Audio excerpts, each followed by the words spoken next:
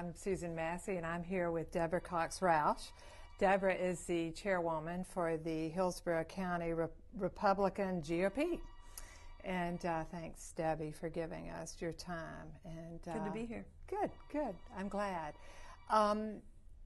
What is going on we both have a burning desire for politics. So, you know, I saw you a year ago, and you told me at that time that you thought the direction of this country was going in the wrong way.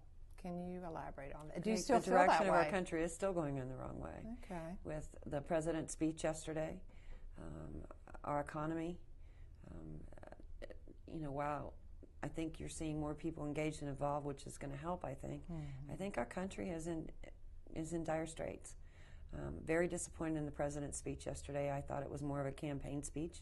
Right. You know, when we needed a leader, right, our president needed to step up and be a leader, and I didn't see that yesterday. Mm-hmm. And that concerns me. Mm-hmm. Me too, Debbie. Me too. The lack of leadership is stunning. What do you think about Paul Ryan and his budget and that sort of thing? I mean, well, I'm not an economist, so I'm sure I don't understand all the ins and outs of that budget, but I think it's very much on the right track. Mm-hmm. And one thing I will tell you is and I think Paul Ryan's roadmap is exactly what our country needs to be looking at. We have got to stop the spending. We have got to be very, very moral. You know, I'm a small business owner. I can't run in deficit. I can't run and spend money that's not in my checkbook. Right. I can't go against my budget because I'd either be shut down, in jail, or it'd be the end of us. That's right. You know, so let's look at what the country's doing. They're not following a budget that they have. Right. They're spending money that's not in our checkbook. That's right. Well, I don't think they have a budget, right? Well, I don't think that they have. We'll see tomorrow, I guess. Yeah. We'll see what kind of vote we get tomorrow. But so, you know, it's a grave concern. One thing I am very, very proud of, though, is our freshman congressman, Congressman Ross, and you know, Alan West and Steve Sutherland and Dan Webster and Sandy Adams, and they are really stepping up to the plate. And I think that the stands that most of them are taking are not because they're the popular stand to take, they're the right stands to take. So I was Twittering, actually, when we were going through the CR last week, the vote last week, and started calling them the feisty freshmen, because I think that we've sent a good crop of new blood to Congress, and I'm very proud, especially locally, of what, you know, Congressman Ross has done, and you know, Congressman Billarakis has always been a good conservative voice, but I think our new freshmen have really stepped up to the challenge. Well, you know, I could not agree more. You know, with Senator Rubio now, he has really stayed with his conservative roots. I love what he's saying. I love what he continues to put out. And I think it's very brave. And I think he was one of the first people to really step out there and say, this is what I believe. And it's been wonderful to follow him. And, you know, I actually talked to Marco, and I said, you know, I'm very impressed because you haven't stood because you're a Republican, you've stood on what's right. And that's what he promised us when he said he was going to Washington, and I think that's what Marco's done. I listened this morning to the radio, and he was interviewed on Fox and Friends this morning. And he said the same thing I was thinking. He said, you know, I expected to see a leader yesterday. Instead, I saw a campaign speech. And they did ask him about the budget, and he says the budget, the vote for tomorrow, and he says, I'm going to vote no. If it's what it is today, I'm going to vote no. And I think he's gone to Washington and really stood on his principles and what he ran on, and that's refreshing in a politician. It is.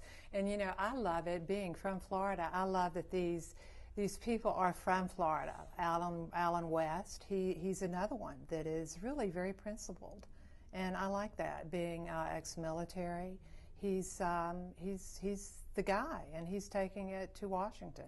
And I feel like he'll continue to run on his principles and keep people straight there. So I think you'll see Alan West. One thing I really like about him is you know his convictions, and he doesn't deviate from his convictions, and that's a good thing. It is that's a good thing as a politician, but it's even a better thing as a man. And he doesn't say something because it's the right soundbite at the time. He actually stands for his convictions, personal convictions, with his military background and his upbringing, and I think that's really refreshing. It is. It's very appealing. He reminds me, we were just talking a moment ago about Herman Cain, and the Tea Party is tomorrow, so you were hoping that Herman Cain could come to the Tea Party here in Tampa. And he reminds me a lot of Herman Cain in that they're both just good conservative people. And their message is very similar. Their backgrounds are different. Their stories are different. But what they're bringing to the table is the same. Well, we've had Herman Cain here on 2 occasions.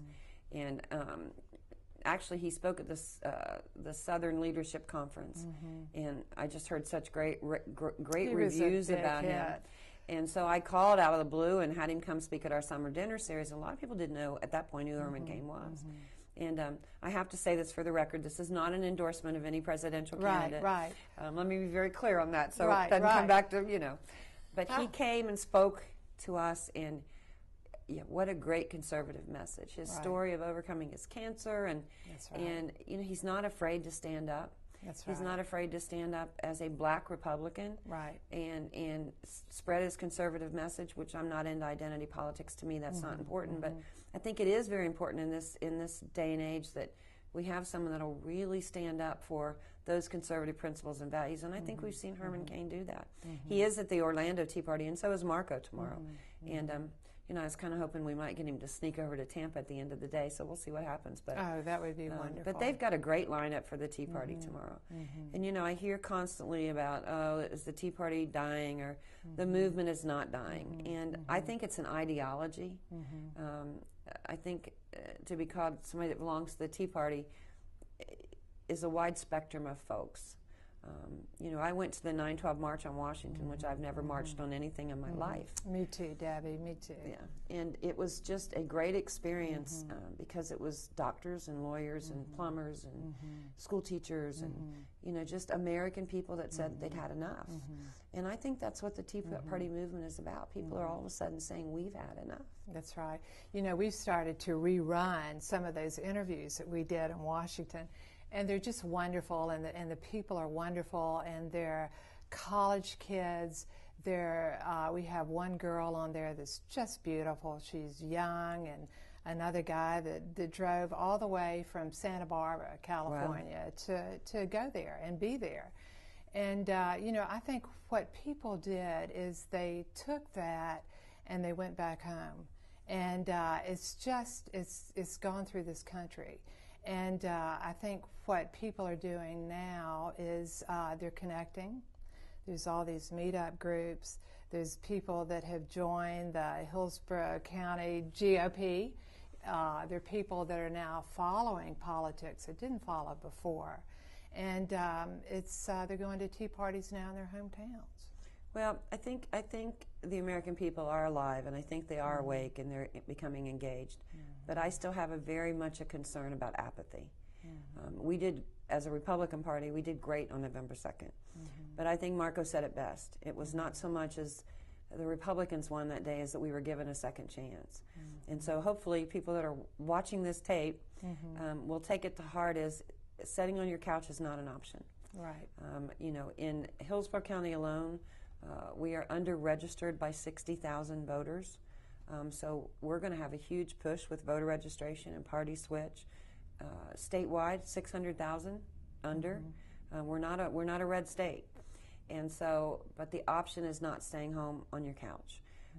If you have a passion, if you believe that our country is going in the right direction, get involved. Whether it be with your county Republican Party, with 9/12, with the Tea Party, but get up off your couch and get out there and do something about it. The most amazing thing to me, and we saw the voter turnout in the Tampa election, and we saw the voter turnout in the November 2nd election. I have a hard time understanding people not voting. Right. No matter what side you vote on, go vote. Right. I couldn't agree more. I could not agree more. We had the privilege a couple of weeks ago of meeting Jeb Bush Jr. And that was interesting, and it just was sort of the day before I had read about the census and the importance of the Latin vote now, because so much of this country now, what was it? It's like every one person in four now is Latin and a potential Latin voter. And it made me remember an article that I had read by his father, Jeb Bush, who Florida loves and was a governor here, and very well respected. That he said that the thing about, he said, you know, the Latin vote is there. He said it's there. He said people, the Latin vote, the Latins do not want handouts. They want opportunities. And that's always kind of, you know, it has stayed with me. So it was a real privilege hearing Jeb Bush Jr. and what he's doing in the state of Florida out there addressing that issue. I think the party has to address it. I think it's very serious. I don't believe we can win in 2012 without a sincere effort at the Hispanic vote. As I said to you earlier, I'm not into identity politics. I want the votes because we all believe in people working together, because we have the same values and we all believe in the same agenda and the same thing. But the Hispanic vote is huge. I think in the statistics I gave that night was what, in 2003 we had over 2 million Latins in Florida, and now it's over 4 million in the year 2010. And so it is a huge, and I don't think our party has done really well. Sometimes I find us talking the talk but not walking the walk. Right. And but we hope to change that, both statewide. I know Chairman Bittner, the new chairman of the state party, is very, very concerned about that. You know, very committed. And I know here in Hillsborough County, last Saturday we did our first voter registration of the season, and we went to an Hispanic fair and had, you know, good response. At the very least, they were just very happy that the Republican Party was there. So, you know, but it's a huge outreach effort that the party has to be very serious about. Well, it's very interesting. Debbie, listen, thank you so much. I know you're busy. I know there are people and places that you need to go, but thank you very much for visiting with us. I'd like to put a plug in if I can. Please do. We are going to have our annual fundraiser of the year is our Lincoln Day dinner. Okay. And this year we're doing something a little different. All right. It's going to be called A Night to Celebrate Florida. And we're very honored to have Governor Scott as our keynote speaker. We have the entire cabinet. Marco Rubio is an honorary co-host. All of our elected officials in Hillsborough County are honorary co-hosts. Oh my gosh. So it should be a great night. We are actually going to bring in a little bit of sunshine and celebrate not only our elected leaders in Florida, but our grassroots and our donors. It's going to be May 7th at the Grand Hyatt. And if anybody's listening and would like to buy tickets, they can go to www.hcrp.org. Oh, that's great. You know, also I got an email from you about Pam Bondi, and I'm very excited about what she's doing. Senator Herodopoulos, President Herodopoulos is our featured guest. And then our two special guests are two of our hometown folks that we're very, very proud of, and that is Attorney General Pam Bondi and Speaker Designate Will Weatherford. So, and especially I think Pam is pretty close. I shouldn't say Pam anymore, should I? The Attorney General is very close to all of our heart because we're very proud of her election. Right. But I'm even more proud of the stand she's taken as our new Attorney General, and she's done a phenomenal job. She has done a great job. Phenomenal job. Yeah. But it'll be a great night. A night to celebrate Florida. It will be a good night. And I know I'll see you there. Yeah, you will. You will. Thank you very much.